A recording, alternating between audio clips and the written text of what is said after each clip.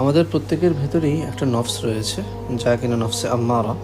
আর নফসকে চিনতে না পারলে আল্লাহ তাআলার দিকে অগ্রসর হওয়া খুবই কঠিন। এর কারণ হলো, নফসকে যাচাই বাছাই না করা পর্যন্ত নিজের যে সমস্ত দোষ ত্রুটিগুলো রয়েছে সেগুলো আমাদের নজরে আসে না, যার ফলে ধীরে ধীরে আমাদের যে নফস রয়েছে সেটা গায়রুল্লাহর পথেই হাঁটতে থাকে, সিরাতাল মুস্তাকিম থেকে দূরে সরতে থাকে। এই যে আমরা বলি না যে আজকেই শেষ, কালকে থেকে ভালো হয়ে যাব, কালকে থেকে নামাজ পড়া আরম্ভ করব, এবং কালকে থেকে আর কোনো গুনাহ করব না।